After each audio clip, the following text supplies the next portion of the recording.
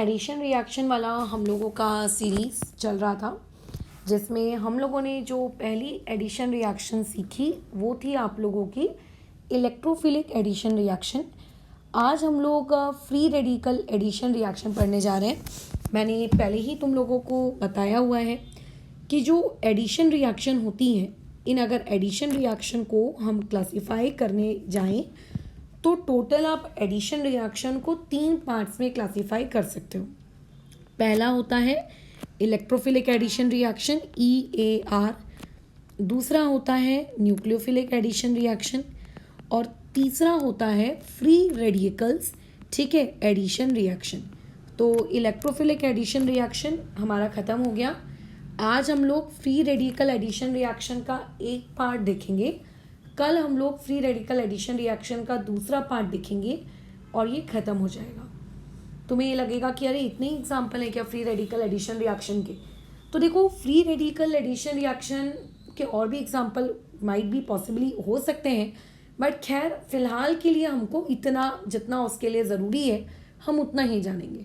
और फिर आएंगे न्यूक्लियोफिलिक में, और न्यूक्लियोफिलिक में भी जितना भी करंटली ज़रूरी है फिर उतना पढ़ेंगे, क्योंकि न्यूक्लियोफिलिक ऐसा नहीं है कि उतना पढ़ने के बाद ख़त्म हो जाएगा। आगे बहुत सारी रिएक्शंस आएंगी aldehyde ketones and carboxylic acids में, क्योंकि उनके द्वारा शो होने वाली रिएक्शंस मोस्टली न्यूक्लियोफिलिक एडिशन ही होती है। तो इनडायरेक्टली अगर न्यूक्लियोफिलिक एडिशन रिएक्शन पढ़ाने बैठूँ तो aldehyde ketones and carboxylic acids के मैं आधे से ज़्यादा रिएक्शंस तो अभी ख़त्म करवा सकती हूँ इसी पार्ट में।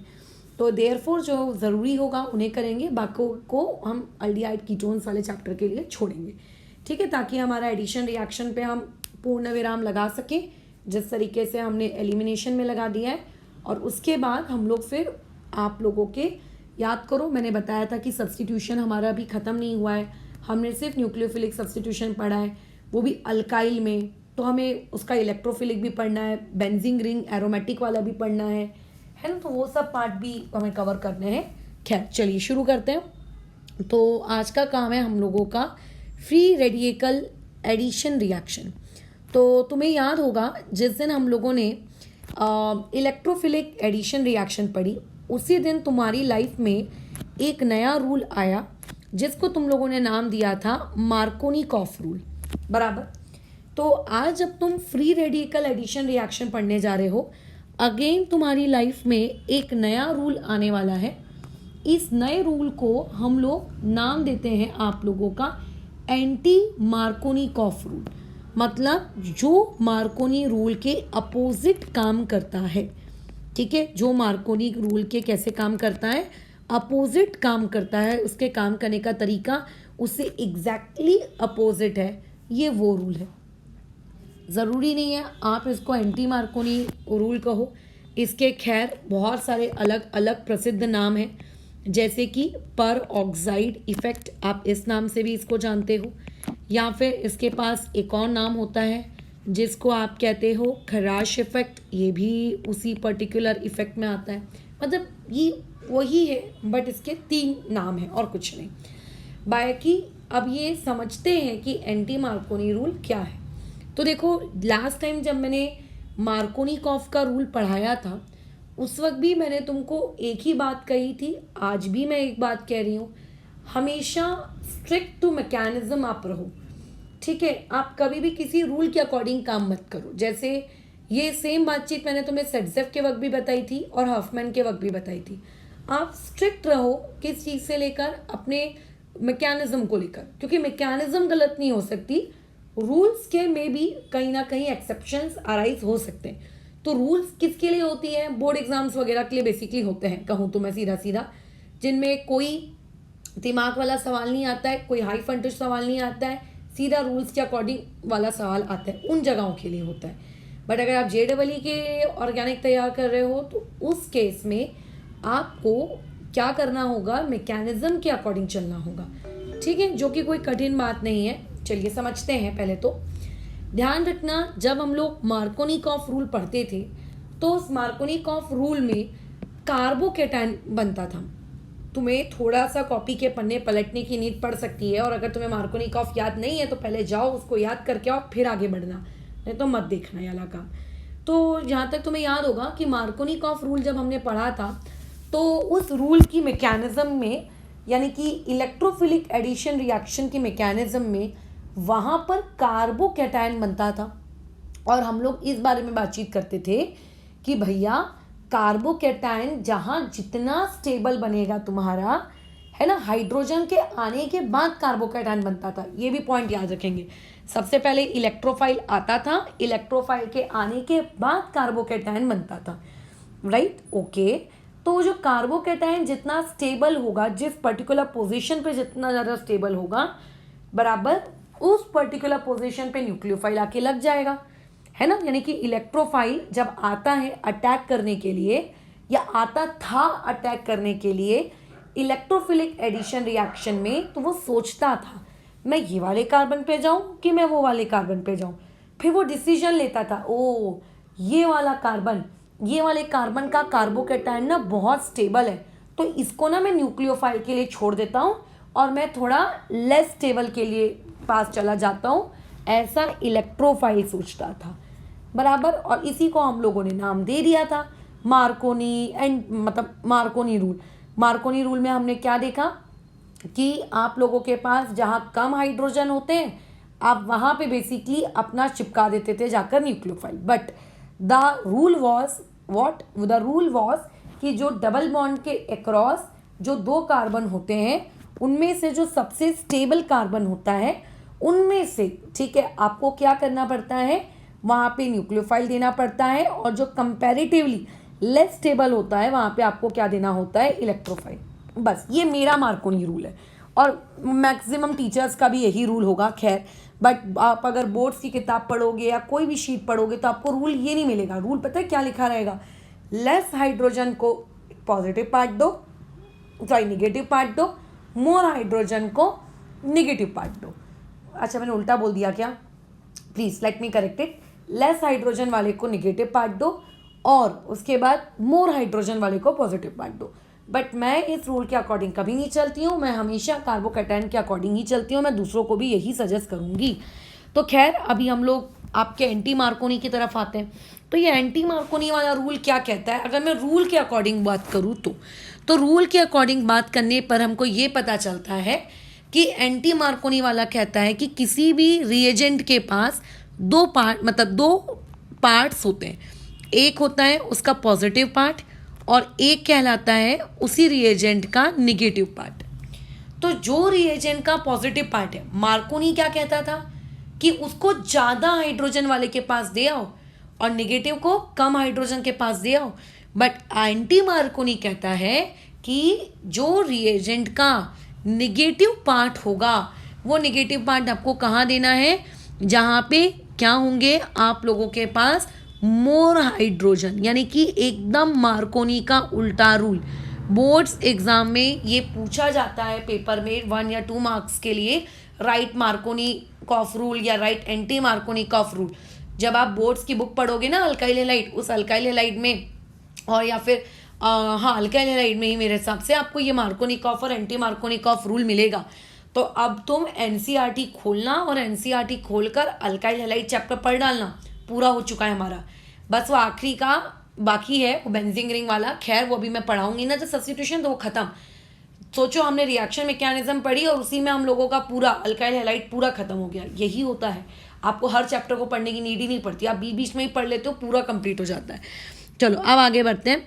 तो पॉजिटिव पार्ट आपको कहाँ देना है, जहाँ पे लेस हाइड्रोजन होते हैं, ठीक है। पॉजिटिव पार्ट कहाँ पे देना है, जहाँ पे हमारे पास लेस हाइड्रोजन होते हैं। ये एंटी मार्कोनी है, ठीक है। तो अगर मैं इस रूल के अकॉर्डिंग चलूँ तो मेरे पास CH3CH डबल बॉन्ड CH2 ये मान लेते हैं एक अनसिमेट्रिकल अल्कीन है, ठीक है। ये मेरे पास एक अनसिमेट्रिकल अल्कीन है। देखो मार्कोनी कॉफ रूल के बारे में बात करूँ मैं कि मैं एंटी मार्कोनी रूल के बारे में बात करूँ, ये दोनों के दोनों रूल अनसिमेट्रिकल अल्कीन्स के लिए वैलिड होते हैं, क्योंकि सिमेट्रिकल वाले में तो कभी कोई झोल ही नहीं होता, दोनों ही कार्बन सेम होते हैं ना, तो कहीं पे कुछ भी लगा दो यार क्या फर्क पड़ता है। दिक्कत तो तब अराइज होती है ना जब अल्कीन अनसिमेट्रिकल हो।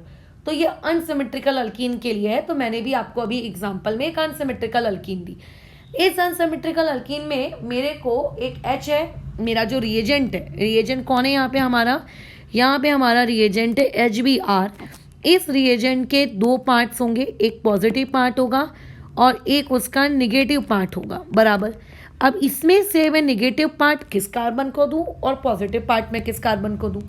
तो देखो एंटी मार्कोनी रूल कहता है, फिलहाल ये रिएक्शन एंटी मार्कोनी के थ्रू जा रही है, हम कैसे पहचानेंगे कि कौन सी रिएक्शन एंटी मार्कोनी के अकॉर्डिंग जा रही है और कौन सी वाली मार्कोनी के अकॉर्डिंग, विल टीच, उस पर भी हम बात करेंगे। बट लेट्स से तुमको पता है कि ये पर्टिकुलर रिएक्शन एंटी मार्कोनी के अकॉर्डिंग जा रही है, सो एंटी मार्कोनी सेज जहाँ ज़्यादा हाइड्रोजन है आप वहाँ पे निगेटिव पार्ट दीजिए। तो ज़्यादा हाइड्रोजन कहाँ है, CH2, वहाँ पे देखो 2 हाइड्रोजन है और आपके CH उसके पास 1 हाइड्रोजन है। तो जहाँ ज़्यादा हाइड्रोजन दिख रहे हैं आप वहाँ पर क्या कर दीजिए, वहाँ पर निगेटिव पार्ट लगा दो यानी कि Br, और जहाँ पे कम हाइड्रोजन थे वहाँ पे उसका पॉजिटिव पार्ट यानी कि H। रिएजेंट कुछ भी हो सकता है, not only HBr, but first time जब मार्कोनी ने ये रूल बनाया तो उन्होंने अल्काइल हैलाइड्स के लिए बनाया, ठीक है। तो देयरफॉर आपको रिएजेंट ज़्यादातर HBr ही दिखेगा, बट कोई भी रिएजेंट हो सकता है, किसी भी रिएजेंट में आप मार्कोनी एंटी मार्कोनी लगा सकते हो, बस उसका पॉजिटिव और निगेटिव पार्ट होना चाहिए, ठीक है। हाँ, और डबल बॉन्ड किस में कन्वर्ट हो जाएगा, सिंगल बॉन्ड में कन्वर्ट हो जाएगा। एडिशन में यही तो होता है ना, डबल किस में कन्वर्ट हो जाता है, सिंगल में कन्वर्ट हो जाता है। तो बेसिकली ये जो कहानी है इसको हम लोग कहते हैं एंटी मार्कोनी रूल। अभी क्यों ऐसा हुआ उस पर बातचीत नहीं कर रहे हैं, बट ऐसा होगा ये मैं तुम लोगों को बता रही हूँ, ठीक है। मैं ये तुम लोगों को बता रही हूँ कि ऐसा हुआ, क्यों हुआ उस पर हम लोग अभी वार्तालाप नहीं करेंगे। अब द पॉइंट इज कि एंटी मार्कोनी रिएक्शंस को हम किस तरीके से डिफ्रेंशिएट करेंगे मार्कोनिकॉफ रिएक्शन से, क्योंकि मार्कोनिकॉफ में भी आप लोगों के पास सबस्ट्रेट अल्कीन रहेगा और एंटी वाले में भी, बराबर। वहाँ पे भी मैडम हम रिएजेंट HBr HCl ये सब डालते थे, यहाँ पे भी आप HBr HCl ये सब डाल रहे हो। तो आखिर ऐसी कौन सी चीज़ है जो किसी रिएक्शन को मार्कोनी के रास्ते ना जाते हुए कौन सा रास्ता उसको करवा रही है, वो आप लोगों को एंटी मार्कोनी करा रही है। आखिर ऐसा क्या हुआ। तो यहाँ पर जब हम एंटी मार्कोनी रिएक्शन की बात करते हैं तो एंटी मार्कोनी में देखो, मैं मार्कोनी को पूरी स्पेलिंग नहीं लिखूंगी, इसको MR लिखूंगी, मार्कोनी रूल, ठीक है, एंटी मार्कोनी रूल। तो जब हम एंटी मार्कोनी रूल की बात करते हैं तो देखो सबस्ट्रेट और रिएजेंट उसको छोड़ दूं अगर मैं, तो यहाँ पे एक सबसे इम्पॉर्टेंट चीज पाई जाती है जैसे हम लोग कहते हैं पर ऑक्साइड्स। तुमने आई थिंक एस ब्लॉक पढ़ा होगा तो उसमें तुमने पर ऑक्साइड्स को देखा होगा, IUPAC नॉमेनक्लेचर पढ़ा होगा उसमें तुमने पर ऑक्साइड्स देखा होगा, तुमने पॉलीमर केमिस्ट्री पढ़ी होगी उसमें तुमने पर ऑक्साइड सुना होगा। तो ये पर ऑक्साइड्स ही होते हैं जो एक आपकी मार्कोनी के रिएक्शन को एंटी मार्कोनी बना देते हैं। यानी कि कहीं पर भी अगर आपको एरो के ऊपर पर ऑक्साइड्स दिखे तो आप कह देना अच्छा देख ये रिएक्शन जा रही है एंटी मार्कोनी वाली। What do you mean by the term पर ऑक्साइड्स। देखो पर ऑक्साइड्स का मतलब जहाँ पे ये ऑक्सीजन सिंगल बॉन्ड ऑक्सीजन वाला लिंकेज है। इवन मैं तो बल्कि आज तुम्हें सजेस्ट करूंगी कि केमिकल बॉन्डिंग की कॉपी उठाओ, और केमिकल बॉन्डिंग की कॉपी में हमने कुछ बहुत अच्छे अच्छे स्ट्रक्चर्स बनाए थे, I think phosphorous acids, sulphurous acids वगैरह से, क्लोरस एसिड्स से रिगार्डिंग आज वो सारे स्ट्रक्चर्स ना रिवाइज कर लो, क्योंकि उनमें से कुछ स्ट्रक्चर्स ऐसे थे जिनमें ये लिंकेज मौजूद थी। तो कैसा होता है कि ज़रूरी नहीं है पेपर में कोई बहुत हाई फंटूश लेवल के मेंस में सवाल आए, सवाल सीधे सीधे आते हैं फलाना एसिड में बताइए कितनी पर ऑक्साइड लिंकेज होगी। पहली बात तो मैं बता दूं 2 साल खत्म होते होते एक स्टूडेंट को यही याद नहीं होता है कि H2S2O8 किस एसिड का नाम है, H2S2O7 किस एसिड का नाम है, H2S2O6 किस एसिड का नाम है, या फिर ये एसिड है भी कि नहीं है, या ऐसी रैंडमली कोई भी ऑप्शन फालतू सा क्रिएट कर दिया गया, सोचो। या फिर अगर याद भी होता है तो एग्जाम हॉल तक पहुंचते पहुंचते पूरी भाजी पाला बन जाता है उसका, अच्छे से डिकम्पोज हो जाता है। तो इनऑर्गेनिक केमिस्ट्री की सिर्फ एक ही सूत्र होता है उसका, daily revision, time to time revision, पुराने कंसेप्ट को रिवाइज करते रहें, अपने आप after a few interval of time चीज़ें रट जाती हैं। It's like a bhajan and aarti. If you are not a religious person but if you daily listen some mantras और आरतीज इन योर हाउस, ठीक है, अगर कोई तुम्हारे घर में पूजा पाठ करने वाला इंसान है तो ऑटोमेटिकली आपको वो याद हो जाता है automatically. It's like a prayer और a pledge that we use to sing in our school times. ये एग्जैक्टली वही होता है। भले ही छोटे बच्चे जो KG1 KG2 वाले होते हैं उनको कुछ नहीं याद होता प्लेज या फिर लेट्स से एंथम वगैरह, बट आफ्टर रिपीटिंग रोज सुनते रहते हैं ना असेंबली में, तो तुमको अपने आप याद हो जाती है प्रेयर वगैरह। कैसे? ये वही है इनऑर्गेनिक केमिस्ट्री बस। तो इनऑर्गेनिक केमिस्ट्री का यही एक सूत्र है, आप इसको बांध लीजिए और अगर इसको बांध के काम करेंगे तो अपना हो जाएगा। चलिए खैर आगे बढ़ते हैं। तो ये है परऑक्साइड लिंकेज। तो इस प्रकार के कंपाउंड्स को देखो हम परऑक्साइड्स कहते हैं। जैसे for example H2O2 book like structure, तुम्हें याद होगा इस तरीके का दिखता है, ये आप लोगों का एक परऑक्साइड है ना। अगर मैं बोल दूं Na2O2 यानी कि इस तरीके की चीज़ जिसमें आपको ये परऑक्साइड लिंकेज देखने को मिलती है। या फिर अगर मैं कहूँ आप लोगों के पास RC double bond O single bond OC double bond O और यहाँ पर R का मतलब कार्बन की चेन। अब IUPAC नॉमेनक्लेचर पढ़ लिए हो तो R क्या होता है इस बारे में तुम्हें संशय या डाउट नहीं होना चाहिए, ठीक है। तो यानी कि वो कार्बन की चेन, वो कुछ भी हो सकती है। लेफ्ट वाली कार्बन की चेन, राइट वाली कार्बन की चेन सेम भी हो सकती है और वो दोनों अलग भी हो सकती हैं, ठीक है। बट हम लोग क्या यूज़ करते हैं, आप लोगों के परऑक्साइड्स का प्रयोग करते हैं।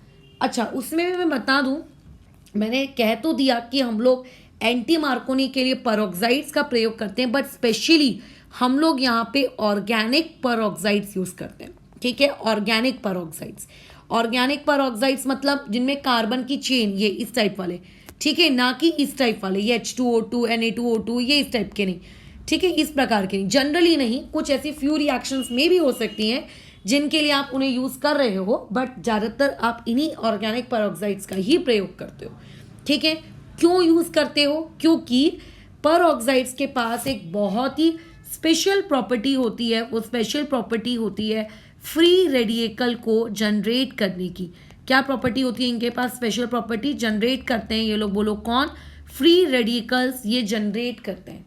और इनसे जो फ्री रेडिकल जनरेट होता है वो हमारी रिएक्शन के लिए किसके जैसे एक्ट करता है? एक एज अ इनिशिएटर एक्ट करता है। अगर आपने पॉलीमर केमिस्ट्री पढ़ी है तो आई थिंक आपको ये बात पता होगी कि फ्री रेडिकल मैकेनिज्म की टोटल 3 स्टेप्स होती हैं, initiation, propagation and termination, right. तो ये जो फ्री रेडिकल जनरेट करता है और ये जो फ्री रेडिकल आपको जनरेट करके देता है, ये आपकी रिएक्शन को इनिशिएट करता है। तो यहाँ से एक बात तुम्हें अपने दिमाग में अगेन डाल लेनी है। बोलो क्या? कि एंटी मार्कोनी को पहली बात तो डिस्टिंग्विश करने का तरीका क्या है? परऑक्साइड। दूसरी बात, क्या यहाँ पे कोई भी परऑक्साइड ले सकते हैं क्या? ले तो देखो सकते हो, बट जनरली हम लोग ऑर्गेनिक लेते हैं, मे बी फ्यू एक्सेप्शंस। और दूसरी बात, यहाँ पे परऑक्साइड क्या करता है? फ्री रेडिकल जनरेट करता है। इसका मतलब इस रिएक्शन में कोई भी कार्बोकैटायन नहीं बनेगा। इस पर्टिकुलर रिएक्शन में कोई भी कार्बोकैटायन नहीं बनेगा। और अगर कार्बोकैटायन नहीं बन रहा है, इसका मतलब यहाँ पे किसी भी प्रकार के कोई रीअरेंजमेंट का झंझट ही नहीं है ना। क्योंकि देखो रीअरेंजमेंट किसकी होती है? बराबर किसकी होती है रीअरेंजमेंट? कार्बोकैटायन की। अब यहाँ तो क्योंकि कार्बोकैटायन बन नहीं रहा है ना, तो इसीलिए यहाँ पर आप लोगों को किसी भी प्रकार की कोई भी रीअरेंजमेंट के बारे में टेंशन लेने की तो ज़रूरत ही नहीं है। खत्म। सबसे पहली चीज, एंटी मार्कोनी का रिएक्शन इंटरमीडिएट कौन होता है? Free radical. ये आज की कक्षा का हम लोगों का पहला ज्ञान कि यहाँ का रिएक्शन इंटरमीडिएट कौन होता है? Free radical. ज्ञान नंबर दूसरा, क्योंकि यहाँ पे फ्री रेडिकल बन रहा है तो यहाँ पे रीअरेंजमेंट की कोई नीड नहीं है। खुश रहो, तुम भी खुश, सामने वाला भी खुश, दोनों खुश। चलिए आगे बढ़ते हैं, ठीक है। अच्छा ओके, इससे इतना तो समझ में आ गया। अच्छा, तीसरा पॉइंट हमको ये समझ में आता है, क्योंकि ये रिएक्शन फ्री रेडिकल मैकेनिज्म को फॉलो करेगी और दुनिया की कोई भी रिएक्शंस, आगे हम और पढ़ेंगे, दुनिया की कोई भी रिएक्शन अगर फ्री रेडिकल मैकेनिज्म को फॉलो करती है तो फ्री रेडिकल मैकेनिज्म में आप लोगों को टोटल कितने स्टेप्स देखने को मिलते हैं?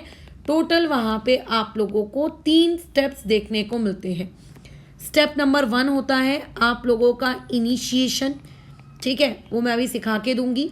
दूसरा होता है आप लोगों का प्रोपोगेशन और जो तीसरी स्टेप होती है दैट इज आप लोगों का टर्मिनेशन।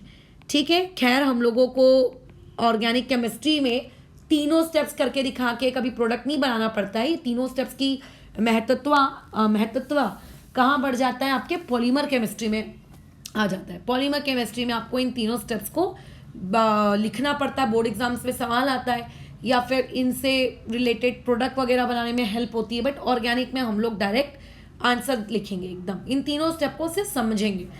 जैसे कि मैंने बताया कि पुराने ज़माने में मार्कोनी या फिर एंटी मार्कोनी जब बनाया गया तो वो अल्काइल हैलाइड्स के लिए बनाया गया, यानी कि जो रिएजेंट्स थे वो रिएजेंट्स आप क्या क्या ले सकते हो अगर अल्काइल हैलाइड्स के लिए बनाया गया है तो, यानी कि यहाँ पे 4 रिएजेंट्स तो बहुत ही टॉप पे आप ले सकते हो। एक ले सकते हो HCl, एक ले सकते हो HF, एक ले सकते हो आप HBr और एक ले सकते हो आप HI। ये चारों के चारों रिएजेंट, इनमें से वैसे HF को नहीं लेना चाहिए, सॉरी रुको मुझको ठीक करने दो मेरी बातचीत को। HF को थोड़ा सा मैं ऊपर की तरफ शिफ्ट कर देती हूँ, ठीक है 2 मिनट। ये HCl ऊपर नीचे लिख देते हैं और HF ऊपर लिख देते हैं। तो ये जो तीनों रिएजेंट हैं, ये चारों रिएजेंट जो हैं, अगर मैं थियोरेटिकल पर्पस के बारे में बात करूँ, प्रैक्टिकली बात ना करूँ अगर तो इन चारों रिएजेंट को आप मार्कोनी के लिए इस्तेमाल कर सकते हो, कोई दिक्कत नहीं है पेपर में, ऑन पेपर। बट रियलिटी में आप HF को कभी इस्तेमाल नहीं करते हो, मैंने ऑलरेडी बताया है। इवन HI को भी नहीं करते हो, आप सिर्फ HCl और HBr को करते हो। लेकिन एंटी मार्कोनी में सोचो क्या हो जाता है कि एंटी मार्कोनी वाला महाशय सिर्फ HBr को ही अपना रिएजेंट एज अ चूज करता है। अगर आप ऐसा करोगे कि एक अल्कीन लेकर आ गए और अल्कीन में आपने पेरोक्साइड डाल दिया और आपने HBr डाल दिया, रिएक्शन होगी, प्रोडक्ट बनेगा। अगर आप अल्कीन लेकर आए, आपने पेरोक्साइड डाला और HF, HCl, HI इन तीनों का इस्तेमाल किया तो रिएक्शन नहीं होगी। मतलब सिर्फ ये मत सोचना कि अच्छा मैडम पेरोक्साइड डालने से एंटी मार्कोनी होता है ना, तो इन सभी का एंटी मार्कोनी करवा दोगे, नहीं। एंटी मार्कोनी इनमें से सिर्फ और सिर्फ आपका HBr शो करता है। क्यों करता है मैं समझाती हूँ, बाकी 3 क्यों नहीं करते वो भी बताती हूँ, बट सिर्फ और सिर्फ HBr करता है। अगर आप रिमेनिंग, ठीक है, अगर आपने मान लेते हैं कोई बचे हुए 3 रिएजेंट्स का आपने अगर यूज किया, ठीक है, if you had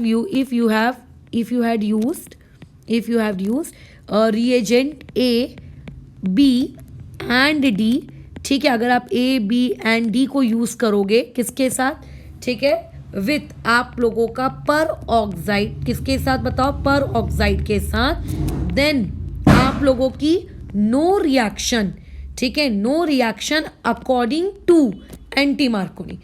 anti Markovnikov के अकॉर्डिंग वहां पे कोई भी रिएक्शन नहीं होगी। तो फिर मैं क्या ये लिख दूं कि नो प्रोडक्ट? नहीं, प्रोडक्ट होगा, ठीक है, प्रोडक्ट होगा, बट किसके अकॉर्डिंग होगा, आप लोगों के मार्कोनी के अकॉर्डिंग होगा।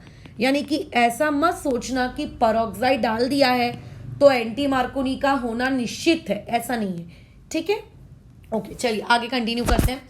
द पॉइंट इज कि आखिर आप लोगों का जो ये HF है, जो ये HCl है, या जो ये HBr है, या सो नॉट HBr, HI है, इनमें आखिर ऐसी दिक्कत क्या है, ऐसी क्या समस्या है कि यहाँ पर आप लोगों का एंटी मार्कोनी वाला प्रोडक्ट नहीं बन रहा। तो समस्या के बारे में हम देखते हैं, एक एक करके चार्ट बना लेते हैं भैया। ये टेबल बहुत इंपॉर्टेंट है, आप लोगों को यहाँ से MCQ डायरेक्टली पूछा जा सकता है, ठीक है, एकदम। बल्कि मैं तुम्हें बता दूं, इस साल की जो मेंस एग्जाम हुई थी उसमें मार्कोनी का सवाल आया था। जो पहला अटेम्प्ट हुआ था मेंस 2000 कौन सा ईयर है, 2021 का जो पहला हुआ था ना पेपर, कब हुआ था ये पहला पेपर आपका, मार्च फेब में हुआ था, आई थिंक फेब में हुआ था, फेब में, खैर। तो उसमें आपको मार्कोनी का सवाल आया था। यहाँ एक लड़का है यश, उसके पेपर में आया था, उसने दिखाया था सवाल। अब देखो उस पगले ने हरकत क्या की। अब देखो सबको पता है मार्कोनी क्या होती है, बोर्ड्स के लिए अगर रट्टा मारते हैं तो इवन सबको पता होता है, बट ध्यान रखना होता है कि कार्बोकैटायन बनेगा, रीअरेंज होगा। उसने रीअरेंज ही नहीं करवाया कार्बोकैटायन को, ये उसकी गलती थी। वो भूल गया कि अरे यार कार्बोकैटायन बनाना था और रीअरेंज कराना था। जैसा उसने रूल्स बोर्ड में रट्टा मार के रखते हैं ना, कैसे करते हैं बताओ, डबल बॉन्ड के अक्रॉस एडिशन मार दो, बस वही उसने हरकत की। तो ये मैं बार बार रिपीट कर रही हूँ, सुनने में जितना आसान लगता है अप्लाई करने में पता चलता है कि कौन सी चीज़ कैसी है, इसीलिए चीज़ों को थोड़ा सा ध्यान रखते हुए चलना। हाँ चलो आगे देखते हैं। बात ऐसी है कि आखिर उन बाकी के 3 लोगों ने ऐसा कौन सा गुनाह किया था कि उन लोगों को आपने नहीं रखा। तो हम लोग देखते हैं। सबसे पहले हम लोग एक हेडिंग डाल देते हैं इस तरफ रिएजेंट, दूसरी हेडिंग डाल देते हैं यहाँ पे स्टेप नंबर, एक मिनट सॉरी, एक स्टेप नंबर 2 और दूसरी हेडिंग दे देते हैं यहाँ पे स्टेप नंबर 3। स्टेप नंबर 2 का मतलब, स्टेप नंबर 3 का मतलब सीख जाओगे जब मैकेनिज्म बताऊंगी, बट फिलहाल के लिए सुन लो। जब आप HF को एज अवर रिएजेंट आप यूज़ करने का सोचते हो, पहली बात तो देखो यूज़ किया नहीं जाता है। HF एक बहुत ही बिगड़ेल इंसान है, उसे कभी कोई दुनिया का इंसान यूज़ नहीं करता, क्योंकि HF में जो हाइड्रोजन और फ्लोरीन का बॉन्ड है ना, ये एक्चुअली काफ़ी ज़्यादा स्ट्रॉन्ग होता है। ये H और F के बीच का जो ये बॉन्ड है ये काफ़ी ज़्यादा स्ट्रॉन्ग होता है। अब हम लोगों को इस रिएक्शन को फ्री रेडिकल मैकेनिज्म के द्वारा प्रोपोगेट करवाना है, यानी कि H फ्री रेडिकल बनना चाहिए, F का एक फ्री रेडिकल बनना चाहिए, तो उसके लिए आपको ये तोड़ना पड़ेगा। तो इसको जब तोड़ने के लिए बेसिकली बहुत ज़्यादा हमको एनर्जी देनी पड़ती है ना, क्योंकि बॉन्ड बहुत ज़्यादा है, तो इसको जो bond energy, bond dissociation energy जो इसको चाहिए होती है, वो उसकी रिक्वायरमेंट भी बोलो कैसी होती है, हाई होती है। तो जो स्टेप नंबर 2 होती है, कौन see step number 2, free radical बनने की स्टेप। फ्री रेडिकल तो तब बनता ना जब आपका H और F टूटता, तब फ्री रेडिकल बनता। अब यहाँ पे H और F को तोड़ने के लिए हमको ही बहुत ज़्यादा एनर्जी सप्लाई करनी पड़ती है, और लेट से आपने एनर्जी सप्लाई कर दी, किसी तरीके से आपने F का फ्री रेडिकल बना लिया, तो जो F होता है वो काफ़ी ज़्यादा विगरस रिएक्शन देता है, और स्टेप नंबर 3 क्या हो जाती है, एक्सोथर्मिक। फ्री रेडिकल मैकेनिज्म के लिए बहुत ज़रूरी होता है कि स्टेप नंबर 2 और स्टेप नंबर आप लोगों का 3 दोनों की दोनों एक्सोथर्मिक हो, ठीक है। लेकिन यहाँ पे जब हम HF को इस्तेमाल करते हैं, जो स्टेप नंबर 2 होती है वो बहुत ही ज़्यादा हाई लेवल की एंडोथर्मिक होती है, इसीलिए ये रिएक्शन नहीं होती। For free radical mechanism the both steps should be endothermic, no, the both steps should be exothermic, उनको एक्सोथर्मिक होना चाहिए, ये उनकी समस्या है, इसीलिए HF नहीं देता। सिमिलरली अगर मैं HCl के बारे में बातचीत करूँ तुम्हारे साथ, तो HCl के रिस्पेक्ट में अगर हम सोचें तो HCl में भी यही सेम कहानी होती है। उसके जो स्टेप नंबर 2 है ये हो जाती है एंडोथर्मिक, और जो स्टेप नंबर 3 है ये हो जाती है एक्सोथर्मिक। दोनों स्टेप होनी चाहिए थी आप लोगों का एक्सो, बट यहाँ पे एक ही होता है, फिर इसीलिए ये भी रिजेक्ट हो जाता है।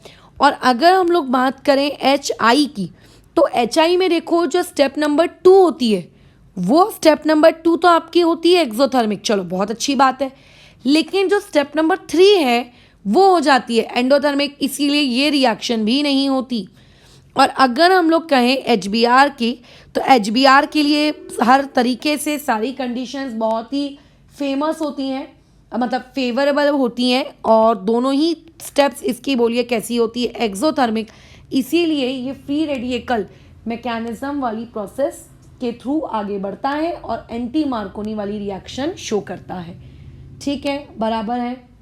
अच्छा, तो यहाँ पर मैं क्या लिख देती हूँ, यहाँ पे in order to apply free radical mechanism, ठीक है, in order to apply free radical mechanism आप लोगों की बोथ स्टेप्स आपकी क्या होनी चाहिए, शुड बी, आप लोगों की शुड बी एक्सो, ठीक है। और क्योंकि वो एक्सो नहीं होती इसीलिए ये पर्टिकुलर रिएक्शन भी नहीं होती। खैर, जब मार्कोनी एंटी मार्कोनी बना था तो उस समय में ये रूल हम लोग HCl HBr इन लोगों के लिए पढ़ते थे, लेकिन ज़रूरी नहीं है कि आप ये रूल सिर्फ HCl HBr HF HI तक ही आपका सीमित रहे, आप अदर रिएजेंट्स भी यूज़ कर सकते हो। मतलब HBr के अलावा और कौन से ऐसे अदर रिएजेंट्स हैं इस एंटी मार्कोनी के लिए, वो हमको थोड़ा सा ध्यान में रखना पड़ेगा, ठीक है। Other reagents for anti Markovnikov rule, उसकी लिस्ट आपको थोड़ी सी ध्यान में रखनी पड़ेगी। जैसे पहला आप यूज़ कर सकते हो CH3SH, क्या कहेंगे इसको, इसको क्या कहेंगे हम लोग, ये क्या है, ये थायो अल्कोहल है, है ना, CH3OH होता तो इसको मिथेनॉल कहते। तो ये क्या है आपका थायो अल्कोहल है। जरा IUPAC की कॉपी खोलिए और देखिए इसका IUPAC नाम क्या होगा, रिवाइज करो। आप CHCl3 इसको यूज़ कर सकते हो, आप यहाँ पे CBrCl3 आप इसको यूज़ कर सकते हो। These are the few examples of what आप लोगों के reagents which can show anti Markovnikov effect. लेकिन इन सभी के साथ आपको पेरोक्साइड को ऐड करना अनिवार्य है। आपको अगर एंटी मार्कोनी रूल के तहत रिएक्शन चाहिए तो पेरोक्साइड होना ज़रूरी है, लेकिन पेरोक्साइड होगा तो एंटी मार्कोनी रिएक्शन होगी ऐसा नहीं होता है। चाहिए तो डालो, अगर नहीं डालोगे तो भी हो सकता है आपको एंटी मार्कोनी मिल जाए, ऐसा नहीं होगा। डालने पे मिलेगी एंटी मार्कोनी ही, लेकिन डाल दोगे तो हमेशा एंटी मार्कोनी ही मिले ऐसा ज़रूरी नहीं है। वो रिएजेंट पे काफ़ी हद तक डिपेंड करता है। ठीक है, चलिए अब हम लोग स्टेप्स की तरफ चलते हैं। स्टेप्स क्या हैं उनको समझते हैं। तो जैसे कि मैंने बताया, ये रिएक्शन टोटल आप लोगों की 3 स्टेप्स में होती है। पहला होता है step number 1, that is initiation. ठीक है, आप अगर पॉलीमर केमिस्ट्री पढ़ रहे हो तो पॉलीमर केमिस्ट्री में आपको ये चीज़ पता होगी कि जो पहली स्टेप होती है उस पहली स्टेप को हम लोग क्या कहते हैं, इनिशिएशन कहते हैं। इनिशिएशन का मतलब होता है आपको फ्री रेडिकल जनरेट करना है ना। आपको क्या करना है, फ्री रेडिकल जनरेट। देखो फ्री रेडिकल जनरेट होता कब है, तुम्हें शायद याद होगा जब हमने GOC पढ़ना शुरू किया था तब मैंने तुमको होमोलिटिक हेट्रोलिटिक फ्यूजन पढ़ाया था। तो जब हम लोग हेट्रोलिटिक फ्यूजन करते हैं, यानी कि बॉन्ड को जब तोड़ते हैं और बॉन्ड के जो 2 इलेक्ट्रॉन्स होते हैं उसको बंटवारा अनइवन करते हैं, मतलब एक एटम को दोनों इलेक्ट्रॉन दे देते हैं और एक एटम को हम कुछ भी नहीं देते, तो उसको हेट्रोलिटिक कहते हैं। और हेट्रोलिटिक में कार्बोकेटायन बनता है, कार्बन आयन बनता है। लेकिन जब हम लोग होमोलिटिक फ्यूजन करते हैं तो होमोलिटिक फ्यूजन में अगर आपके पास कोई भी एक बॉन्ड 2 एटम्स के बीच में बना है तो उन दोनों बॉन्ड्स के पास वो जो इलेक्ट्रॉन्स हैं वो एक इलेक्ट्रॉन दोनों को बराबर वापस मिल जाते हैं, मतलब बेसिकली इक्वल बंटवारा होता है। इस पर्टिकुलर चीज़ को हम लोग क्या कहते हैं, होमोलिटिक फ्यूजन। और होमोलिटिक फ्यूजन के होने के बाद हमको जो चीज़ मिलती है वो क्या होती है, ए के ऊपर ऐसा डॉट और बी के ऊपर ऐसा एक डॉट, और यही डॉट्स आर नोन एज आप लोगों का ऑड इलेक्ट्रॉन, या फिर मैं इसको क्या कहूँगी, फ्री रेडिकल। तो अगर आप चाहते हो कि आपकी रिएक्शन एक फ्री रेडिकल मैकेनिज्म से हो तो फ्री रेडिकल जनरेट करना पड़ेगा। तो जो पहली स्टेप होती है वो बेसिकली फ्री रेडिकल को जनरेट करने वाली स्टेप होती है। तो उसके लिए मैंने लिया है पेरोक्साइड। ठीक है, उसके लिए मैंने क्या लिया है, पेरोक्साइड। कोई भी पेरोक्साइड ले लो आप, ठीक है, आप कोई भी पेरोक्साइड ले लो। पेरोक्साइड से हमारे प्रोडक्ट में कोई फर्क नहीं पड़ेगा। हाँ, बाय प्रोडक्ट में पड़ सकता है बट प्रोडक्ट में नहीं पड़ेगा। Please focus on my word. फिलहाल आप यहाँ पे कोई भी क्या ले लीजिए, पेरोक्साइड। इससे आपके प्रोडक्ट में ढेला भर का फर्क नहीं पड़ेगा। जो प्रोडक्ट बनना है वही बनने वाला है। जो ऊपर मैंने सिखाया ना वो रूल, डबल बॉन्ड को हटाओ और जहाँ पे आपका कम हाइड्रोजन है वहाँ पे आप दे दो वगैरह वगैरह, बस एग्जैक्टली आपको वही काम करना है। ठीक है, लेकिन यहाँ पे आप कुछ भी ले सकते हो आपका पेरोक्साइड। तो मान लेते हैं मैंने एक जनरल पेरोक्साइड ले लिया, ROOR, ये मेरा एक जनरल पेरोक्साइड है। अब मैं चाहती हूँ कि इसका होमोलिटिक फ्यूजन हो जाए। तो खैर जैसे कि तुम जानते हो कि होमोलिटिक फ्यूजन अपने आप नहीं होता, होमोलिटिक फ्यूजन की कुछ कंडीशंस होती है। आज कॉपी के नोट्स थोड़ा रिवाइज कर लेना। होमोलिटिक फ्यूजन की कंडीशंस आपको याद होना बहुत ज़रूरी है। एक कंडीशन होती है हाई टेम्परेचर, दूसरी कंडीशन होती है अल्ट्रावायलेट रेज। ठीक है, यानी कि लाइट रेज के प्रेजेंस में करवा रहे हो तो आपको कोई भी यहाँ पे कुछ भी लिख के आ सकता है। यहाँ पे आपको ऐसा हीट का सिंबल लिख कर आ सकता है, या फिर आपको यहाँ पे UV रेज लिख कर आ सकती है, एनीथिंग। तो आप समझ जाइए कि आप होमोलिटिक फ्यूजन करवा रहे हैं। तो होगा क्या, ये जो पेरोक्साइड लिंकेज वाला जो ये बॉन्ड है ये बेसिकली आपका टूटेगा। इसमें जो 2 इलेक्ट्रॉन्स हैं, ठीक है, एक इलेक्ट्रॉन मान लेते हैं ये और एक इलेक्ट्रॉन ये। तो बॉन्ड टूटने के बाद, क्योंकि बॉन्ड होमोलिटिकली टूट रहा है, तो ये एक इलेक्ट्रॉन इस ऑक्सीजन पे, ये एक इलेक्ट्रॉन इस ऑक्सीजन पे, यानी कि आपने क्या जनरेट किया, आप लोगों ने कुछ इस तरीके की चीज़ जनरेट की, ROO के ऊपर एक डॉट। मैम ओ के ऊपर लोन पेयर्स नहीं होंगे क्या? होंगे ना, डेफिनेटली। देखो ये ऐसे होंगे ना लोन पेयर्स थोड़ी ना कहीं जाएंगे, बिल्कुल लोन पेयर्स होंगे। सिमिलरली आपने एक और ऐसा ही ओ आपने एक और क्रिएट किया, बराबर, ये देखो, यानी कि आपने बेसिकली दो आइडेंटिकल यहाँ से फ्री रेडिकल जनरेट किए। हो सकता है ये वाला आर अलग होता, हो सकता है ये वाला आर अलग होता, तो हमें उससे कोई मतलब नहीं है। फिर दो अनआइडेंटिकल फ्री रेडिकल जनरेट होते। बट मैंने क्या कहा, आप कोई भी पेरोक्साइड ले लो, उससे आपको कोई फर्क नहीं पड़ता, तो उसकी टेंशन तो लेना ही नहीं कि दो आइडेंटिकल फ्री रेडिकल जनरेट हो रहे हैं कि दो अनआइडेंटिकल। ठीक है, एक बार आपने फ्री रेडिकल जनरेट कर लिया, क्या हमारी फर्स्ट स्टेप खत्म हो गई? क्या नहीं, अभी फर्स्ट स्टेप खत्म नहीं हुई। जो आप इनिशिएटर लेते हो ना, इसको हम लोग क्या कहते हैं, इन्हें हम लोग इनिशिएटर कहते हैं, क्योंकि ये बहुत ही आसानी से फ्री रेडिकल जनरेट कर लेते हैं। ठीक है, अब जब एक बार फ्री रेडिकल जनरेट हो गया, तो ये एक फ्री रेडिकल इतना बदतमीज, इतना बेशरम है कि आगे और फ्री रेडिकल जनरेट करवाता है। ठीक है, ये आगे और फ्री रेडिकल जनरेट करवाता है, यानी कि ऊपर में जो हमने फ्री रेडिकल जनरेट करवाया, ये ऊपर में जनरेट होने वाला फ्री रेडिकल बहुत बड़ा वाला बेशरम है। ये क्या करेगा, अभी इसको चैन नहीं आ रहा है। क्यों चैन नहीं आ रहा है? क्योंकि देखो, पॉजिटिव चार्ज होता तो भी समझ में आता, निगेटिव होता तो भी समझ में आता, उसके पास एक इलेक्ट्रॉन है, वो बहुत ही मचल रहा है कि कोई मेरा वो एक इलेक्ट्रॉन ले ले, मतलब नॉट ले ले, कोई ए अपना भी एक इलेक्ट्रॉन लेकर आ जाए, हम दोनों मिलकर एक बॉन्ड बना लें। मतलब बेसिकली ही और she wants to make a bond, उसको बॉन्ड बनाने का है। ठीक है, उसको बॉन्ड बनाना है। तो ऐसे में वो अप्रोच करता है HBr को। वो किसको अप्रोच करता है? HBr को। अब मैंने HBr इसीलिए लिया क्योंकि HCl, HF और HI के साथ एंटी मार्कोनी नहीं होती। फालतू के तुम्हें मिसगाइड करने से बेटर है कि आप उनको लो ही मत। ठीक है, HBr आपको पास जाता है, रिएजेंट के पास जाता है। मैम सबस्ट्रेट के पास क्यों नहीं जाता? सबस्ट्रेट के पास भी तो जाने की इक्वल प्रोबेबिलिटी है। बिल्कुल, सबस्ट्रेट के पास भी जाने की इक्वल प्रोबेबिलिटी है। लेकिन अगर ये मान लेते हैं RO- पहले सबस्ट्रेट के पास पहुंच जाए, या फिर इसके मेजर फ्री रेडिकल सबस्ट्रेट के पास पहुंचे, तो फिर पॉलीमर बन जाएगा। अल्कीन है ना वो, सबस्ट्रेट आपका एक अल्कीन है। पॉलीमर केमिस्ट्री पढ़ाई हूँ मैं, रिवाइज करो उसको एक बार। अगर सबस्ट्रेट अगर आपका अल्कीन है और उस पर फ्री रेडिकल जा रहा है, तो अल्कीन का नया एक फ्री रेडिकल बनेगा। फिर जो नया फ्री रेडिकल अल्कीन बनाएगी, वो एक दूसरी अल्कीन पे अटैक करेगा। तो बेसिकली बहुत सारी अल्कीन्स आपस में जुड़ती जा रही हैं, तो एक पॉलीमर बन जाएगा। क्या हमको पॉलीमर मिल रहा है इस पर्टिकुलर रिएक्शन में? नहीं मिल रहा है।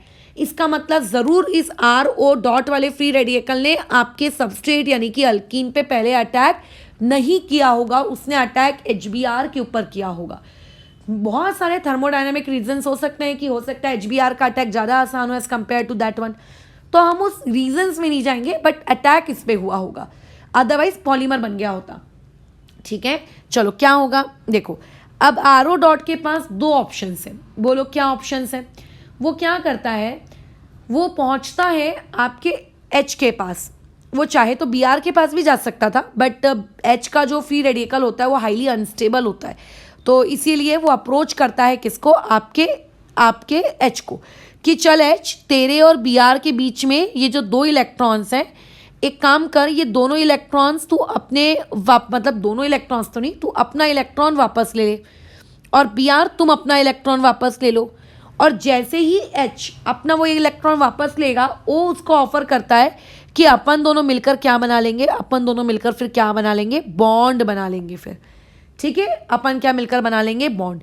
यानी कि ये सिचुएशन कैसी दिखने वाली है? R आगे जाकर OH बन गया, ROH, और Br जो पहले बहुत ही हंसी खुशी आपने H के साथ रह रहा था, उसके H को RO- भगा कर ले गया, और बेचारा Br सिंगल हो गया, अकेला हो गया वो, है ना। यानी कि स्टेप नंबर 1 में जो इनिशिएटर था, उसने अपना खुद का एक फ्री रेडिकल जनरेट किया, और अपना खुद का फ्री रेडिकल जनरेट करने के बाद उसने रिएजेंट का एक फ्री रेडिकल जनरेट किया, है ना। उसने रिएजेंट का फ्री रेडिकल जनरेट कर दिया, मतलब वहाँ जितने भी रिएजेंट होंगे, रिएजेंट के जितने भी पार्टिकल्स होंगे HBr के, सबके फ्री रेडिकल जनरेट हो गए। Br.Br.Br.Br.Br. सब जगह फ्री रेडिकल जनरेट हो गए।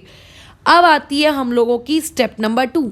अब हमें देखना है कि आखिर ये स्टेप नंबर 2 क्या है, जिसके लिए हम कह रहे थे कि स्टेप नंबर 2 हम लोगों की क्या होनी चाहिए, एक्सो होनी चाहिए।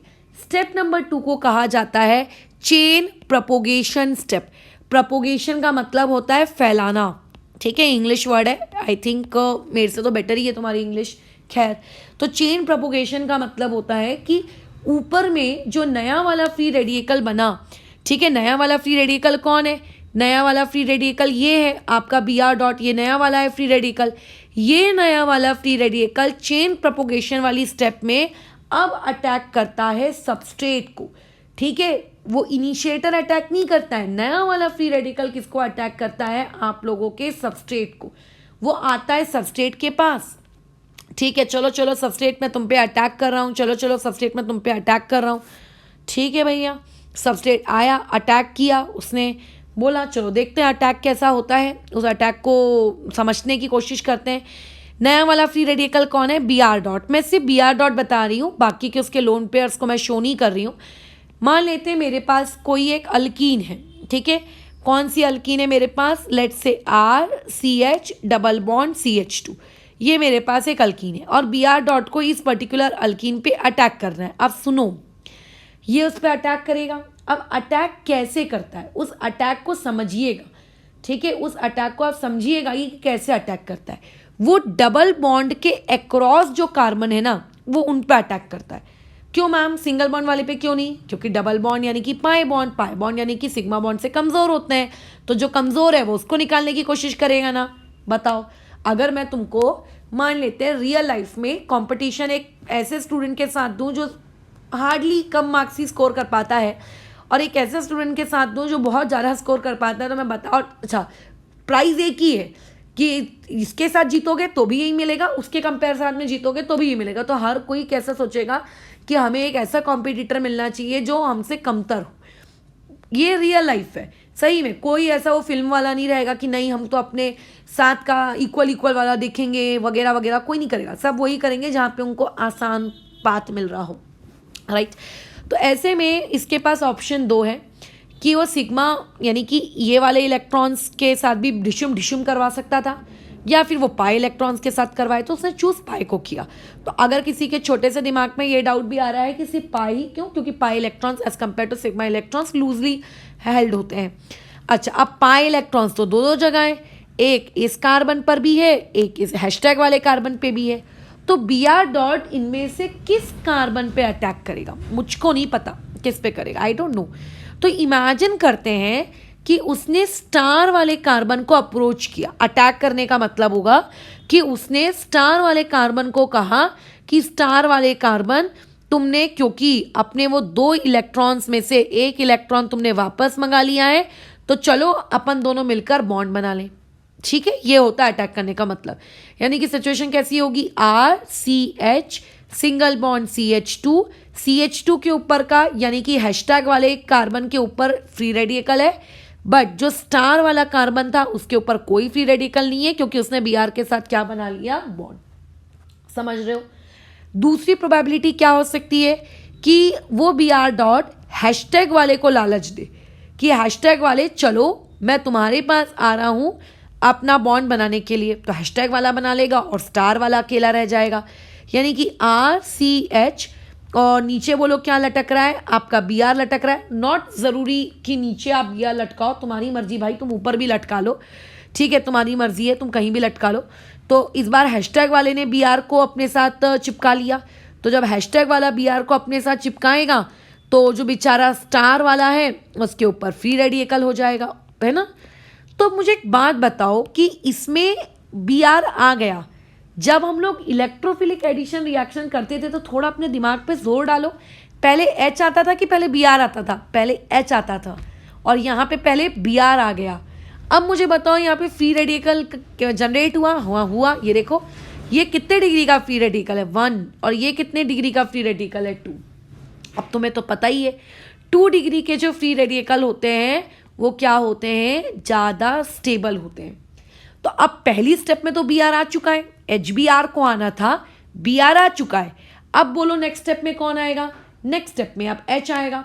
कैसे आएगा उसके बारे में अभी दिमाग मत लगाना, बट नेक्स्ट स्टेप में बोलो कौन आएगा, आप लोगों का H आएगा, है ना। नेक्स्ट स्टेप में H आएगा, तो H खुद को कौन सी पोजीशन पे लाना पसंद करेगा, H खुद को कौन सी पोजीशन पे लाना पसंद करेगा। ऑब्वियस है कि H अपने आप को उस पोजीशन पे लाना पसंद करेगा जो कि ज़्यादा स्टेबल है, राइट। तो अब जब H आएगा, कैसे आएगा H, वो तुम्हारी टेंशन नहीं है, वो हम डिस्कस कर लेंगे। बट नाउ अब जब H आएगा, व्हेन H विल कम, वो खुद को कहाँ पे लगाएगा, बोलो विल कम, वो अपने आप को अटैच करेगा to more stable position, attach itself to more stable position. तो इसीलिए अब तुम मुझको बताओ कि यहाँ पर H कहाँ गया, आप लोगों के ज़्यादा स्टेबल पर गया, और Br कहाँ गया, बेसिकली लेस स्टेबल पर गया। अब ये उल्टा हुआ क्यों, उल्टा हुआ इसीलिए क्योंकि मार्कोनी के केस में पहले H आता था और फिर कार्बोकेटाइन बनता था और फिर उस कार्बोकेटाइन पे Br आता था। एंटी मार्कोनी के केस में पहले Br आ गया और फिर फ्री रेडिकल जनरेट हुआ, तो ऑब्वियसली फ्री रेडिकल पे अब H ही लगेगा। इसीलिए यहाँ पे चीज़ें उल्टी हो गई, क्योंकि Br पहले आ गया H के बजाय, इसीलिए। अब बताइए कौन आएगा, H आएगा। कैसे आएगा H, ये बस समझाओ हमको, H कैसे आएगा। तो जो स्टेप अभी अभी ऊपर हुई है, ये जो A नंबर वाली स्टेप अभी अभी ऊपर हुई है, इस A नंबर वाली स्टेप में हमको H ऐड करवाना है। ये H कहाँ से आएगा, तो ऊपर की स्टेप का मैं कोई भी एक प्रोडक्ट उठा लेती हूँ। एक मोर स्टेबल प्रोडक्ट बन रहा है और एक लेस स्टेबल प्रोडक्ट बन रहा है। जो 1 डिग्री वाला है वो आपका लेस स्टेबल है, उनमें से मैं कोई सा भी एक प्रोडक्ट उठा लेती हूँ। चलो दोनों ही ले लेते हैं, एक ही क्यों लेना, दोनों ले लेते हैं। क्या है बताइए आपका, एक है RCH, इस पे लगा हुआ PR, यहाँ पे CH2 फ्री रेडिकल, एक ये है, और दूसरा क्या है RCH आपका क्या है यहाँ पे फ्री रेडिकल CH2Br। अब इन दोनों को हमें हाइड्रोजन देना है। हाइड्रोजन कैसे देते हैं, वो जो HBr होता है ना, देखो कंटेनर के अंदर सिर्फ आप लोगों का एक ही HBr तो था नहीं, ऐसे तो बहुत सारे HBr होंगे। तो जो बेसिकली HBr होता है, ये जो फ्री रेडिकल है, उस HBr के H को देखकर उनकी जीभ लपलपा जाती है। वो इस H को बोलते हैं तुम बॉन्ड तोड़ो और चलो हमारे साथ। तो बेसिकली इन दोनों के बीच में बॉन्ड बन जाता है, और यहाँ से आपको क्या देखने को मिलेगा, RCHBr और यहाँ पे CH3। सिमिलरली वही सेम चीज़ नीचे भी होगी और ये हो जाएगा RCH2CH2Br, ठीक है, RCH2CH2Br। और क्योंकि H तो चला गया, H ने जाके तो बॉन्ड बना लिया, बट Br बेचारा फिर से क्या हो गया, अगेन फ्री रेडिकल और जनरेट हो गए। यानी कि बेसिकली फ्री रेडिकल मैकेनिज्म में हर स्टेप में आप लोग एक नया फ्री रेडिकल जनरेट करते हो, मतलब फ्री रेडिकल जनरेट होते ही जाते हैं, होते ही जाते हैं, होते ही जाते हैं, और इसीलिए ये रिएक्शन आगे बढ़ती जाती है, बढ़ती जाती है, बढ़ती जाती है। इवन पॉलीमर केमिस्ट्री में कई ऐसी जगहें होती हैं जहाँ पर ये रिएक्शन में इतने ज़्यादा फ्री रेडिकल्स जनरेट होते हैं, क्योंकि देखो ये प्रोसेस एक्सोथर्मिक होती है। मैंने कहा ऑब्वियस है कि आप बॉन्ड तोड़ रहे हो तो कुछ ना कुछ तो आप एनर्जी रिलीज होगी होगी, या ये प्रोसेस एक्सोथर्मिक है, तो कई बार इतने रैपिडली बॉन्ड्स टूटते हैं, इतने रैपिडली फ्री रेडिकल्स क्रिएट होते हैं कि रिएक्शन हाईली एक्सोथर्मिक हो जाती है, और कभी कभी किसी पर्टिकुलर पॉलीमर को बनाने के दौरान ब्लास्ट भी हो जाता है, ठीक है। when we were in post graduation second year, तो हम लोगों ने एक पर्टिकुलर पॉलीमर बनाया था। हमारा पॉलीमर केमिस्ट्री था, मेरा सब्जेक्ट था पॉलीमर केमिस्ट्री। तो उस पर्टिकुलर सब्जेक्ट में हम लोग एक पर्टिकुलर बना रहे थे पॉलीमर, तो एक लड़की के हाथ में लिटरली फूट चुका था। तो उस वक्त हमारे सर ने हमको बताया था कि ऐसे इंडस्ट्रीज़ में भी पॉसिबल हो सकता है कि जिस कंटेनर में वो रिएक्शन हो रही हो वहाँ पे ब्लास्ट हो जाए, कुछ हो जाए। So we have to control that exothermic nature, हमें उसे कंट्रोल करना पड़ता है। बट खैर हम अभी फ़िलहाल किताबों में काम कर रहे हैं, तो क्या हमें कुछ कंट्रोल करना पड़ेगा। ये लो बन गया आप लोगों का प्रोडक्ट, ये आप लोगों का प्रोडक्ट बन गया। क्योंकि ये 2 डिग्री था तो इससे बनने वाला जो प्रोडक्ट है ये आप लोगों का मेजर कहलाएगा। क्योंकि ये 1 डिग्री वाला फ्री रेडिकल था तो इससे बनने वाला प्रोडक्ट आप लोगों का क्या कहलाएगा, माइनर कहलाएगा। ऐसे स्टेप्स चलती जाती है, प्रोडक्ट बनता ही जाता है, बनता ही जाता है, बनता ही जाता है। है ना। ये हो गई आपकी दूसरी स्टेप। अब स्टेप नंबर 3 में अगर मैं आ जाऊँ, स्टेप नंबर 3 में, तो स्टेप नंबर 3 होती है आप लोगों की टर्मिनेशन स्टेप, चेन टर्मिनेशन, जिसके बारे में हम लोगों को उतने डिटेल में अभी नहीं पढ़ना है। चेन टर्मिनेशन का मतलब होता है कि फ्री रेडिकल्स जो बनते ही जा रहे थे, जिसकी वजह से रिएक्शन चलती ही जा रही थी, उस रिएक्शन को फ्री रेडिकल को बनने से रोको। ठीक है, रोक दो उसको को। अब फ्री रेडिकल बनने से रोकना भी है, तो बेसिकली हम जब दो फ्री रेडिकल्स को आपस में ज्वाइन कर देते हैं ना, ये वन ऑफ द मेथड है। चेन को टर्मिनेट कराने के बहुत सारे तरीके होते हैं, आप उनमें से मैं जो मोस्ट कॉमन तरीका है, आप दो फ्री रेडिकल्स को आपस में कंबाइन करवा दो। तो जब फ्री रेडिकल्स आपस में कंबाइन हो जाएंगे तो आप लोगों का क्या हो जाएगा, मॉलिक्यूल न्यूट्रल बन जाएगा, मतलब तो रिएक्शन रुक जाएगी। इवन आप हीट, लाइट जो भी आप दे रहे थे जिसकी वजह से होमोलिटिक फिजन हो रहा था, वो भी रोक दो, ताकि वो जो न्यूट्रल मॉलिक्यूल जो बने, मतलब जो दो फ्री रेडिकल्स को कंबाइन करने के बाद जो न्यू मॉलिक्यूल बने, ताकि वो फिर से होमोलिटिकली ब्रेक ना हो जाए। ये वन ऑफ द तरीका होता है चेन को टर्मिनेट करवाने का। खैर ये हमारा डिस्कशन का पार्ट नहीं है ऑर्गेनिक केमिस्ट्री में। या फिर एक तरीका और होता है जिसको हम लोग कहते हैं ऑटो ऑक्सीडेशन रिडक्शन तरीका। ठीक है, लेकिन जैसे कि मैंने कहा ये हमारा काम नहीं है, तो इसमें हम लोग बातचीत नहीं करेंगे। तो मैंने जो ऊपर चार्ट तुमको बताया था कि स्टेप नंबर 2, स्टेप नंबर 3 आप लोगों की बोलो कैसी होनी चाहिए, आप लोगों की कैसी होनी चाहिए, आप लोगों की कैसी होनी चाहिए, एक्सो। अगर वो एक्सो होगी, ठीक है, तो आप लोगों का रिएक्शन जो है वो क्या हो जाएगा, आप लोगों का बहुत ही बढ़िया तरीके से फ्री रेडिकल मैकेनिज्म के थ्रू आगे चला जाएगा। ठीक है, फ्री रेडिकल मैकेनिज्म के थ्रू आगे चला जाएगा। तो यहाँ पे मैं जिस स्टेप नंबर 2 और जिस स्टेप नंबर 3 की बातचीत कर रही हूँ, वो बेसिकली ये वाली स्टेप नंबर 2 और 3 है, ये ए और बी, ये स्टेप नंबर 2 का ए और बी, ना कि स्टेप नंबर 3। टर्मिनेशन की बात नहीं कर रही हूँ मैं। ठीक है, तो जो स्टेप नंबर 1 है और स्टेप नंबर 3 है, इनिशिएशन, टर्मिनेशन, उसको तो खैर हम लोग गिनते भी नहीं है बराबर। लेकिन जो मैंने ऊपर चार्ट बनाया था, ये बेसिकली स्टेप नंबर 2 और स्टेप नंबर 3 जो लिखवाई थी, ये 2 के ए की बात की जा रही थी और वो दूसरे 2 के बी की बात की जा रही थी। ठीक है, ये आपको थोड़ा सा ध्यान रखना है। So this was all about anti Markovnikov. और यहाँ पे आप लोगों का डेल्टा एच इस रिएक्शन का बताइए कितना रहेगा, पॉजिटिव। पॉजिटिव की निगेटिव, निगेटिव, क्योंकि रिएक्शन कैसी है, हम चाहते हैं कि एक्सोथर्मिक हो। ठीक है, खैर इस पर जान दो, ये उतना इंपॉर्टेंट पार्ट नहीं है। कुछ क्वेश्चंस कर लेते हैं, कुछ क्वेश्चंस के वाया इस चीज़ को समझेंगे और फिर देखते हैं कि किस तरीके से इसको हम लोगों को अप्लाई करना है। सिंपल है, हो जाएगा। जैसे फॉर एग्जांपल आपके पास है 3 इथाइल और उसके बाद पेंट 2 ईन, एक मिनट, पेंट, ठीक है, और 2 ईन। इसमें मैंने तुमसे कहा आप HBr प्लस ROOR डाल दीजिए, बताइए क्या बनेगा। अच्छा, ऑब्वियस है कि लाइट एनर्जी देनी पड़ेगी, ज़रूरी नहीं है कई बार लाइट एनर्जी का जिक्र हो, नहीं हो तो भी आप समझ जाइएगा कि वहाँ पर ज़रूर आप लोगों की क्या हो रही है, एंटी मार्कोनी। यहाँ पे मैंने लिख दिया HBr। अब बोलो प्रोडक्ट क्या बनेगा। तो अगर पहले तो आप सबस्ट्रेट को ड्रॉ कर लो, 3 इथाइल पेंट 2 ईन, ये उसने आपको बनाने को कहा है। ठीक है, तो बहुत ही सिंपल है 3 इथाइल पेंट 2 ईन बनाना। 1 2 3 4, 1 2 3 4, ये हो गया 1 2 3 4 5, डन। उसके बाद इथाइल, ठीक है, यानी कि यहाँ पे आपका इथाइल पेंट 2 ईन, यानी कि यहाँ पर ओके। अब उसमें मेरे को पहली बार लेट्स से ए बनाना है और फिर बी बनाना है। अगर मैं ए के बारे में बात करूँ तो इसको देखकर, इन दोनों के कॉम्बिनेशन को देखकर समझ में आ रहा है कि ये एंटी मार्कोनी है। और बी वाले में क्योंकि कोई ROR नहीं है, कोई HNU नहीं है, इसका मतलब ये मार्कोनी है। क्लियर है वाली चीज़। तो मुझको अभी बातचीत करनी है ए के बारे में कि ए क्या होगा, मुझे बी के बारे में बातचीत करनी है बी क्या होगा। तो अभी यहाँ पे अगर हम बात करें ए के रिस्पेक्ट में, तो ए मार्कोनी के अकॉर्डिंग जाएगी।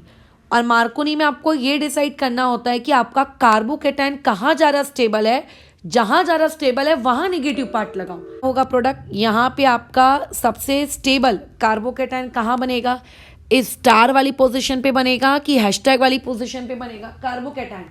ठीक है, सबसे स्टेबल कार्बोकेटायन कहाँ बनने वाला है, तो सबसे स्टेबल कार्बोकैटायन तो भैया हमको डिसाइड करना पड़ेगा। तो देखो कहाँ बनता है, तो आई थिंक यहाँ बनेगा, है ना, यहाँ पे। क्यों मैडम यहाँ पे क्यों? क्योंकि 1 2 3 डिग्री का लग रहा है, तो यहाँ पे लगा लेते हैं। बिल्कुल, ये आपका सबसे स्टेबल होगा। तो जो सबसे स्टेबल होता है उस सबसे स्टेबल वाले पे बोलो क्या लगता है, ब्रोमीन, यानी कि negative part, not bromine, negative part. और जो कम स्टेबल होता है उस पे क्या लगता है, पॉजिटिव पार्ट। ठीक है। और जैसा कि तुमको पता है कि जब हम ये एडिशन करते हैं तो ये एंटी एडिशन होता है, इसलिए एच ऊपर और बी आर नीचे होगा। और अगर मैं ए वाले मतलब ऊपर के बारे में बात करूँ, ए वाले के रिस्पेक्ट में, तो ए वाला तो एंटी मार्कोनी कर रहा है। तो एंटी मार्कोनी में हमको हमारा निगेटिव पार्ट कहाँ लगाना है, जो कम स्टेबल है। यानी कि बेसिकली मार्कोनी का कुछ नहीं करना है, आपको उल्टा करना है। जहाँ पे बी आर था वहाँ पे एच कर दो, और जहाँ पे एच था वहाँ पे बी आर कर दो। ये तुम लोगों की कहानी है। इस तरीके का काम तुमको करना है। ये बहुत ही सिंपल, नथिंग हार्ड। और इसमें ये बिल्कुल भी मत सोचना कि किसी भी प्रकार का कोई भी रीअरेंजमेंट हम करवाएंगे, आवश्यकता ही नहीं है। ठीक है। जैसे मान के चलिए ये आप लोगों के पास एक प्रोडक्ट है, मतलब रिएजेंट सॉरी क्या कहते हैं, सबस्ट्रेट है, HCl डालने को कहा, यानी कि समझ जाओ मार्कोनी बोल रहा है। नेक्स्ट वाले में HCl plus ROOR plus HNU डालने को कह रहा है। अब बताइए अब क्या करेंगे? तो ऐसे केस में अब आपको क्या करना है, पहले तो ऊपर वाला तो मार्कोनी के अकॉर्डिंग जाएगा, पहले ऊपर वाले को तो मार्कोनी के अकॉर्डिंग कर दो। और दूसरी अगर मैं बातचीत करूं तो नीचे में कोई भी एंटी मार्कोनी प्रोडक्ट नहीं बनेगा, कोई भी, क्योंकि HCl HI HF anti Markovnikov नहीं देते, ध्यान रखना, कोई एंटी मार्कोनी का प्रोडक्ट नहीं बनेगा। ठीक है। तो फिर क्या बनेगा, कुछ भी नहीं। ये भी नहीं लिखना, जो यहाँ पे आप ऊपर मार्कोनी का प्रोडक्ट बनाने वाले थे ना, वही सेम मार्कोनी का प्रोडक्ट यहाँ पर बनेगा। यानी कि नो रिएक्शन नहीं होती, रिएक्शन होती है बट प्रोडक्ट किसका बनता है, मार्कोनी का। तो इनडायरेक्टली ऊपर बनने वाला प्रोडक्ट और नीचे बनने वाला प्रोडक्ट दोनों क्या रहेंगे, सेम। अब आप ऊपर में डिसाइड करिए, मार्कोनी करते वक्त आप डिसाइड करिए कि स्टार वाला कार्बन ज़्यादा स्टेबल है कि हैशटैग वाला ज़्यादा स्टेबल है। तो मेरे हिसाब से इसका प्रोडक्ट आप लिख दो। प्रोडक्ट लिखना कोई कठिन चीज़ तो है नहीं, जहाँ पे आपका कार्बोकैटायन ज़्यादा स्टेबल है। तो मेरे हिसाब से तो यार हैशटैग वाले जो कार्बोकैटायन है वो आपकी ज़्यादा स्टेबल पोजीशन होगी। तो उस पर हम लोग क्या लगा देंगे, आप लोगों का Cl लगा देंगे। और जो बची हुई लेट्स से नेक्स्ट पोजीशन है वहाँ पर हम लोग क्या लगा देंगे, हाइड्रोजन। हाइड्रोजन को शो करने की ज़रूरत नहीं है। अगर ड्यूटेरियम होता, ट्रीटियम होता, तो फिर एक दफ़ा हम सोचते शो करने के बारे में। इसको आपको शो करने की आवश्यकता नहीं है।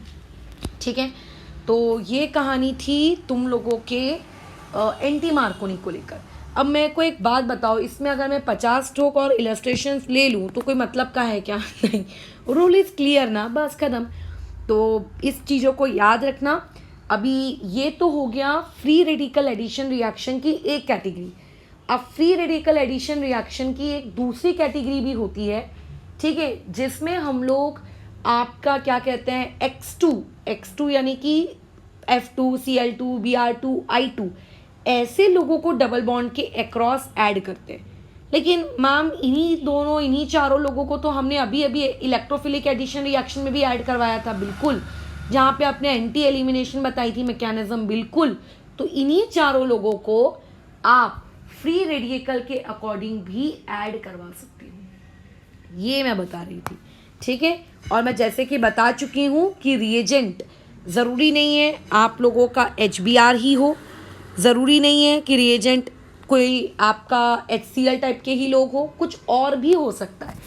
फॉर एग्ज़ाम्पल अगर आप लोगों के पास कोई थायो अल्कोहल रहा रिएजेंट के तौर पर, जैसे मान के चलिए आपके पास है R-SH और आप इससे एक्सपेक्ट कर रहे हो कि इसका पॉजिटिव पार्ट कौन है तो निगेटिव पार्ट कौन है, तो इसका जो निगेटिव पार्ट होगा वो होगा ये, और इसका जो पॉजिटिव पार्ट होगा वो होगा ये। ठीक है। अगर मान लेते हैं आपके पास CX4 टाइप की चीज़ है, X4 मतलब क्लोरीन ब्रोमीन है ना, तो उसमें एक हेलोजन को हटा दो तो जो 3 हैलोजन के साथ बचा वो आपका निगेटिव पार्ट होगा और जो 1 हैलोजन है वो आपका पॉजिटिव पार्ट होगा। अगर आपके पास मान लेते हैं 3 हैलोजन एक टाइप के हैं और 1 हैलोजन आपका अलग है, तो जिस हैलोजन की इलेक्ट्रोनेगेटिविटी कम है उसको पॉजिटिव बनाओ। जैसे यहाँ पे किसकी इलेक्ट्रोनेगेटिविटी कम है? ब्रोमीन की, तो ब्रोमीन आपका पॉजिटिव पार्ट बनेगा और ये आप लोगों का रिमेनिंग पार्ट बन जाएगा। ये इस तरीके से आपके पास अगर मान लेते हैं कुछ इस तरीके की स्पीशीज है Cl, C double bond O Cl, तो एक Cl को हटा दो क्योंकि दोनों फिलहाल सेम ही है, तो किसी को भी हटाओ कोई फर्क नहीं पड़ता। तो एक को हटा दिया वो पॉजिटिव बन गया और जो रिमेनिंग है वो आपका नेगेटिव बन गया। अगर दोनों डिफरेंट होते तो हमको ये सोचना पड़ता कि जिसकी इलेक्ट्रोनेगेटिविटी कम है आप उसको हटाएं, है ना। इसके बदले ये भी हो सकता है C6 आप लोगों का H5 ट्वाइस SiH, अगर ये होगा तब क्या करेंगे? H को हटा देंगे वो पॉजिटिव पार्ट और जो बच गया वो पूरा का पूरा निगेटिव पार्ट। तो इस तरीके से कोई भी रिएजेंट तुम्हारे पास हो सकते हैं, बस उसको पॉजिटिव निगेटिव में ब्रेक करना। बट हाँ, उन रिएजेंट्स के साथ पेरोक्साइड का होना ज़रूरी है ताकि आप एंटी मार्कोनी करवा सको। ये सारे रिएजेंट्स आपके क्या करेंगे? एंटी मार्कोनी रिएक्शन करेंगे, ठीक है, ध्यान रखना। फिलहाल इस चीज़ को हम लोग यहाँ पे रोकते हैं और आगे की क्लास में जस्ट उसके बाद वाली क्लास में वो जो X2 Br2 वाला जो एडिशन है वो भी